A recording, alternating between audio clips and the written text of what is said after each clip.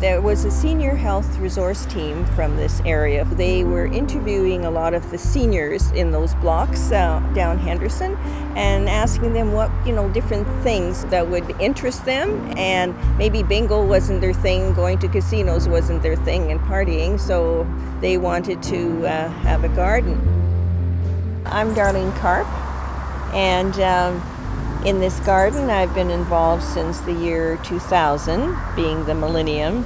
I'm Kyoko Ulrich. I'm a master gardener. I've been gardening in the Millennium Gardens for 6 years. My name is Mia Ram. I'm the chairperson of Millennium Gardens. We had been in a house. I was used to having a garden. When we moved into an apartment, I really needed to get my hands into soil. This garden is close by us.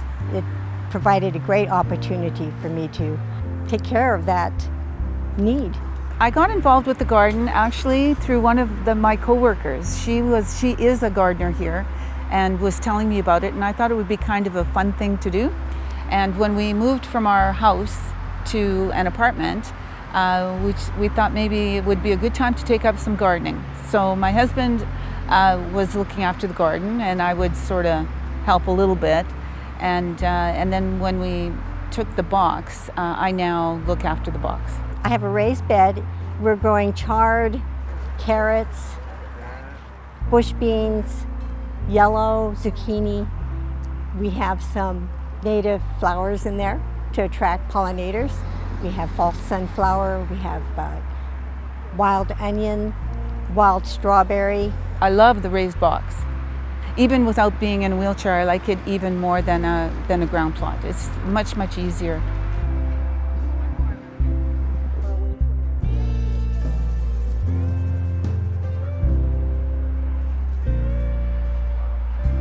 I like to come between 9 and 10.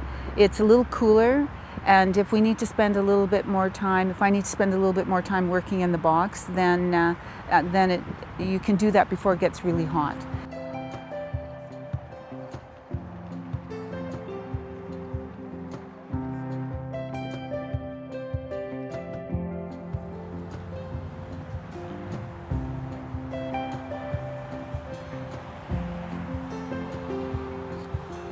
I'm especially interested in pollinators and helping pollinators and birds because we've lost 3 billion birds in the last 50 years.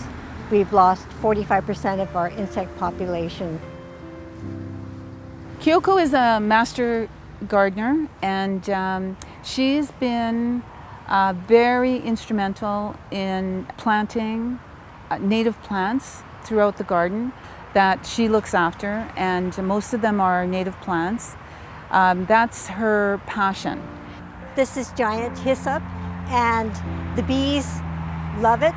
This is bergamot, another very attractive plant for pollinators. False sunflower, very dependable, hardy plant that self-seeds itself. This is heartleaf Alexander. The black swallowtail butterfly loves this. One of the top 3 pollinator attractors in the garden is stiff goldenrod. It blooms later in the season.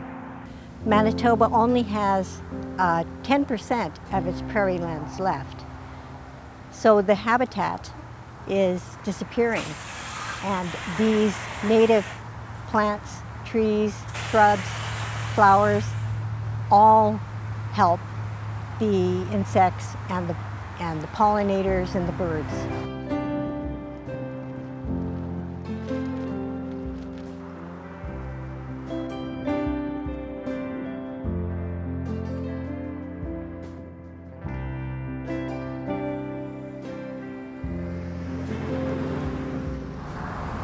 My name is Diane Wickenden.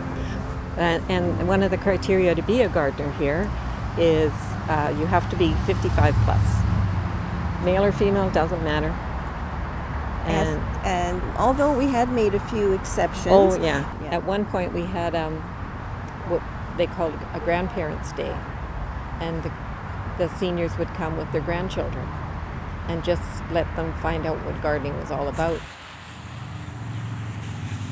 Everything here is run on a volunteer basis. Cutting the grass, painting the shed. Volunteers cleaned out the garage a couple weekends ago, took everything away, looking after all the flowers, planting them. Everything is on a volunteer basis. My name's Ed Ammon, and the plot belongs to East Millennium Garden Club, which I look after, and we donate all the plants to Winnipeg Harvest. Because it's for Winnipeg Harvest, I like to try to do something and just harvest all at once. So it's more root crops, carrots, beets. We've done turnips one year, and I had a little bit of room, so this year there's some beans in here. Like I said, because this is East Millennium Garden Club's plot, we decided to try a little trial garden that the university was putting on, and so they gave us 2 different varieties of beans to try, and they send you with all the information, enough seeds for 2 10-foot rows, and then they'll send you a survey at the end of the year, and they'll ask you how you found the quality of the bean, production of the bean, how healthy the plants were, and he compiles all this information at the end of the year. But the 2 that he gave me, one's turned out to be one of my new favorite now. It's called a Crockett.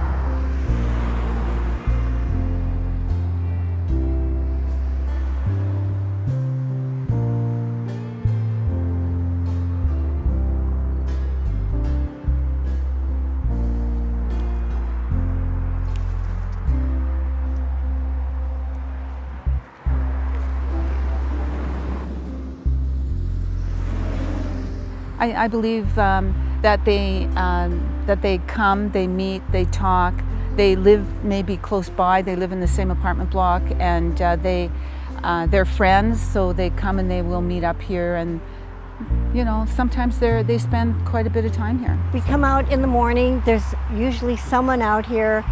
We chat with one another and talk about our vegetables, talk about the insects that might be bothering our vegetables.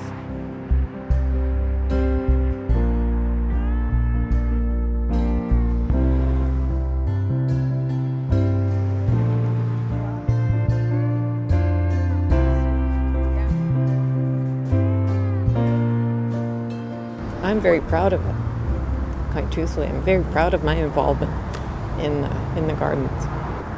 It's just so pleasant. It's just such a fulfilling feeling. And I'm also very proud of all the community involvement that we have here and what we've done for some of the seniors. It's a great spot, especially with the water, and it's well looked after.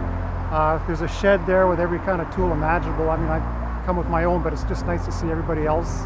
The seniors don't have to bring a thing and just come out here and garden.